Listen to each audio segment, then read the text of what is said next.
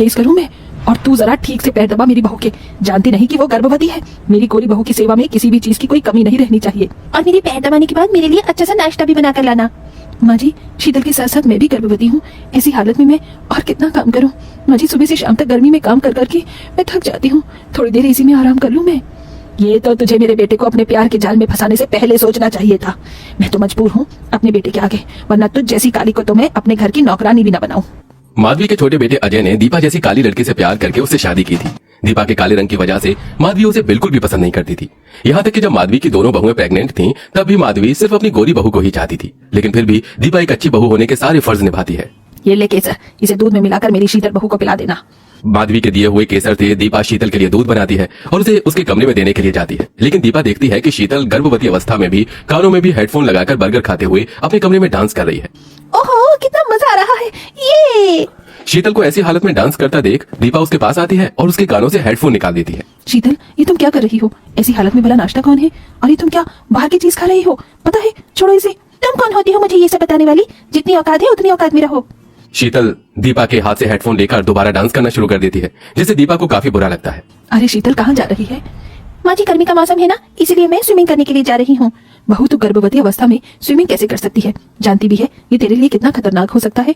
ओहो माँ जी, अब आप भी मुझे ज्ञान देना शुरू मत कर देना। आप तो जानती है कि मुझे गर्मी बिल्कुल बर्दाश्त नहीं होती। अपनी सास की बात को न मानते हुए प्रेगनेंसी की हालत में भी शीतल गर्मी को दूर करने के लिए स्विमिंग पूल जाकर स्विमिंग करती है। वहीं दूसरी तरफ दीपा गर्मी में भी पसीना बहाकर गर्भवती अवस्था में सारे काम कर भगवान की पूजा पाठ करती है। ओम जय जगदीश हरे, स्वामी जय जगदीश हरे। भक्त जनों के संकट, दास जनों के संकट क्षण में दूर करे। ओम जय जगदीश हरे। हे भगवान, जिस तरह आपने आज तक मुझ पर अपनी दया दृष्टि रखी है, वैसे ही मेरे आने वाले बच्चे पर भी रखना और इसे कभी कोई तकलीफ नहीं होने देना। जहाँ शीतल अपने बच्चों का ध्यान न रखते हुए दिन रात पार्टी करती घूमती फिरती, वहीं दीपा अपने आने वाले बच्चों के लिए भगवान से प्रार्थना करके खुद का काफी अच्छे तरीके से ध्यान रखती है। वहीं घर की सारी जिम्मेदारियों को भी संभालती है। ऐसे ही वक्त गुजरता है और अब दोनों काली और गोरी बहू की डिलीवरी का वक्त आ जाता है। देखिए, दीपा की डिलीवरी में तो कोई प्रॉब्लम नहीं है, लेकिन शीतल की डिलीवरी में काफी कॉम्प्लिकेशंस हैं, इसलिए हमें उनका ऑपरेशन करना होगा। बिना ऑपरेशन के ये बच्चा पैदा नहीं हो सकता। डॉक्टर के मुंह से ऑपरेशन की बात सुनकर माधवी काफी डर जाती है और अपनी गोरी बहू के लिए प्रार्थना करती है। वहीं काली बहू अपने जैसे काले बच्चे को जन्म देती है। ऑपरेशन के बाद शीतल एक गोरे बच्चे को जन्म देती है। कितना सुंदर है मेरा पोता, किसी की नजर न लगे। जल्दी से इसे काला टीका लगा देती हूँ, वरना पता चले इसे मेरी ही नजर लग गई है। अपनी गोरी बहू के बच्चे के जन्म पर शीतल पूरे अस्पताल में मिठाई बंटवाती है और अपने गोरे पोते को अपने सीने से लगाकर रखती है। लेकिन वहीं काली बहू के बच्चे को एक बार देखती भी नहीं है। हाँ यार, इस बार मैं पक्का पार्टी में आऊंगी। अब मैं रखती हूँ, मुझे ड्रेस भी तो डिसाइड करनी है। शीतल पार्टी में जाने के लिए ड्रेस सेलेक्ट करने लगती है कि तभी अचानक शीतल का बच्चा रोना शुरू कर देता है। ये बच्चा ना हो गया, कोई आफत हो गई। जब देखो रोता रहेगा। चुप कर, इस गर्मी लग रही है, इसे एसी की ठंडी हवा में लिटा देती हूँ, अपने आप चुप हो जाएगा। अपने बच्चे को चुप कराने की बजाय शीतल उसे एसी की ठंडी हवा में छोड़कर चली जाती है। शीतल के बच्चे को जुकाम हो जाता है और वो नन्ही सी जान रात भर चलता रहता है। क्या हुआ मेरे मुन्नी को? क्यों रो रहा है मेरा मुन्ना? लगता है मेरे मुन्नी को भूख लगी है। गर्मी भी कितनी हो गई है, लेकिन अगर मैं मुन्नी को एसी में ले जाऊंगी तो उसकी तबीयत खराब हो जाएगी। दीपा गर्मी में भी पंखे के नीचे बैठकर अपने बच्चे को दूध पिलाने लगती है और साथ ही साथ उसे लोरी भी गाकर सुनाती है। चंदा है तो मेरा सूरज है तो, ओ मेरी आंखों का तारा है तो। जहाँ डिलीवरी के बाद शीतल हमेशा पार्टी, घूमने फिरने और अपनी लाइफ को एंजॉय करने में लगी रहती, वहीं दीपा घर संभालने के साथ साथ गर्मी में अपने बच्चों का भी काफी अच्छे से ख्याल रखती है। शीतल बहू, तेरा बच्चा कब से रो रहा है, उसे दूध पिला। देख कैसे उसके होठ सूख गए हैं। माँ जी, मैं इसे दूध पिलाकर अपना फिगर खराब नहीं कर सकती। वैसे ही प्रेगनेंसी में मेरा फिगर काफी खराब हो चुका है। शीतल का ऐसा जवाब सुनकर माधवी खुद बच्चे को गोद में उठाकर उसे चुप कराने लगती है, लेकिन बच्चा चुप होने का नाम ही नहीं लेता। बच्चे के रोने की आवाज सुनकर दीपा माधवी के पास आती है। माँ जी, ये शीतल का बच्चा इतना रो क्यों रहा है? लगता है इसे भूख लग रही है। लाइए इसे मुझे दीजिए। दीपा माधुरी से शीतल का बच्चा लेकर उसे बिल्कुल अपने बच्चों की तरह ही प्यार करके अपना दूध पिलाती है। दीपा का दूध भी शीतल का बच्चा बिल्कुल शांत होकर आराम से पीकर सो जाता है।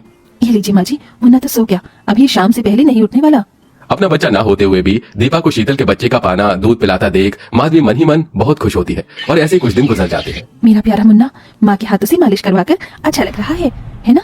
पता है, देसी घी से मालिश करने से मेरा मुन्ना बड़ा होकर बहुत ताकतवर बनेगा। दीपा अपने बच्चे को देसी घी से मालिश कर रही होती है कि तभी शीतल के बच्चे को लिए माधवी ले आती है। अरे माँ जी, आप मुन्ने के साथ, और ये क्या, आपके चेहरे पर इतनी परेशानी क्यों है? परेशान ना हो तो क्या करूं? इसे तो बिल्कुल भी अपने बच्चों की फिक्र ही नहीं है। ना तो इसे दूध पिलाती और ना ही इसकी मालिश करती। देख क्या हालत हो गई है। गर्मी की वजह से इसके शरीर पर दाने भी निकल आए हैं। इसकी माँ तो उसे पाउडर तक नहीं लगाती है। माँ जी, आप इतना परेशान क्यों हो रही हैं? आप इसे मुझे दीजिए।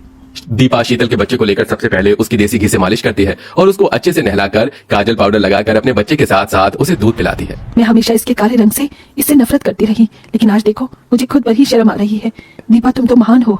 शीतल के बच्चे के लिए दीपा की ममता देखकर माधवी को अपनी गलती का एहसास होने लगता है। वाह क्या बिरयानी बनी है। इस मसाले वाली बिरयानी को खाए हुए कितना वक्त हो गया। आज तो मैं जमकर बिरयानी खाऊंगी। अरे शीतल, तुम ये मसाले की चीज क्यों खा रही हो? तुम जानती हो ना कि तुम अभी कुछ टाइम तक तेज और मसाले की चीज नहीं खा सकती। अगर ये सब खाकर तुम बच्चे को दूध पिलाओगी तो उसकी तबीयत खराब हो सकती है। तो क्या इसके चक्कर में मैं खाना पीना भी छोड़ दूं? 9 महीने जितना परहेज करना था मैंने कर लिया, लेकिन अब और नहीं। शीतल मसाले का खाना खाना नहीं छोड़ती, जिसके चलते अब जब भी शीतल अपने बच्चे को दूध पिलाती तो उसे दस्त और उल्टी लग जाती, जिसे देखकर अच्छा हुआ इसे मैंने अपनी गोद में नहीं लिया, वरना ये तो मेरी गोद में ही उल्टी कर देता। अपने बच्चे को सोफे पर छोड़कर शीतल चली जाती है। शीतल का बच्चा रोते रोते सोफे से गिरने वाला होता है कि तभी आकर उसे दीपा संभाल लेती है। न जाने भगवान किन किन को औलाद दे देता है। नहीं मुन्ना नहीं, रोते नहीं, चाची है ना। दीपा माधवी शीतल के बच्चे को डॉक्टर के पास लेकर उसकी दवाई लेकर आती है। वहीं अब शीतल का बच्चा दिन भर दीपा के साथ रहता है। दीपा भी उसे अपने बच्चे की तरह ही प्यार करती है। ऐसे कुछ दिन कुछ वक्त गुजर जाता है और एक दिन ये आइसक्रीम कितनी टेस्टी है। तू भी खाएगा आइसक्रीम? ये ले, गर्मी है ना, गर्मी में आइसक्रीम खाकर तुझे भी गर्मी से राहत मिलेगी। शीतल अपने 1 साल के बच्चे को बर्फ जितनी ठंडी आइसक्रीम खिला देती है, जिसे खाते ही उसका बच्चा अचानक से बेहोश हो जाता है। ये देख शीतल काफी डर जाती है और सबके साथ जल्दी से बच्चे को अस्पताल लेकर जाती है। ये बताइए, इतने छोटे से बच्चे को इतनी ठंडी आइसक्रीम आप कैसे खिला सकती हैं? आप इसकी सगी ही माँ है ना। आपकी वजह से आपके बच्चे को निमोनिया हो गया है। डॉक्टर की बात सुन शीतल को अपने किए पर बहुत पछतावा होता है। वहीं दूसरी तरफ दीपा शीतल के बच्चे का काफी अच्छे तरीके से ध्यान रखती है, जिसके चलते बच्चा सिर्फ कुछ दिनों में ही ठीक हो जाता है। आज मैं आपके लिए कितनी सारी खिलौने लेकर आई हूँ। आ जाओ मम्मी की गोद में आ जाओ। शीतल जैसे ही अपने बच्चे को गोद में लेती है तो उसका बच्चा जोर जोर से रोना शुरू कर देता है, जिसे देख दीपा जल्दी से शीतल से अपना बच्चा अपनी गोद में ले लेती है। दीपा के गोद में जाते ही वो बच्चा बिल्कुल शांत हो जाता है। ये मेरा बच्चा है, ये तुम्हारी गोद में क्यों चुप हुआ? अच्छा तो तुझे याद आ ही गया कि ये तेरा बच्चा है। तूने बच्चे तो पैदा कर दिया, लेकिन तू एक अच्छी माँ नहीं बन सकी। जब जब तेरा बच्चा रोता था, बीमार होता था, तू पार्टी करने में बिजी रहती थी। वहीं दीपा ने इसे संभाला है, इसलिए आज तेरा ही बच्चा तेरे गोद में ना चुप होकर अपनी चाची की गोद में आराम से हंस रहा है। अगर दीपा ना होती तो तेरा बच्चा तो कब का ही मर जाता। दीपा भले ही रंग की काली है, लेकिन उसके जितना सुंदर मन किसी का नहीं है। अपनी सास की बातें सुन शीतल की आंखों में आंसू आ जाते हैं। हे भगवान, ये क्या हो गया मुझसे? मेरा ही बच्चा मुझे पहचान नहीं पा रहा है, सिर्फ मेरी गलती की वजह से। मैंने तो इस दुनिया का सबसे खूबसूरत शब्द माँ है, और मैंने इसी शब्द की इतनी बेइज्जती करी। भगवान भी मुझे माफ नहीं करेगा। नहीं शीतल, ऐसा मत कहो, तुम तो इसकी माँ हो। बस तुम्हें इस चीज का पहला एहसास नहीं था। अभी भी देरी नहीं हुई है, सब कुछ ठीक हो सकता है। शीतल दीपा के कहे मुताबिक अपने बच्चे का ध्यान ठीक से रखती है, जिससे अब धीरे धीरे शीतल का बच्चा उसे पहचानने लगता है। वहीं शीतल दीपा से अपने किए की माफी मांगती है और अब दोनों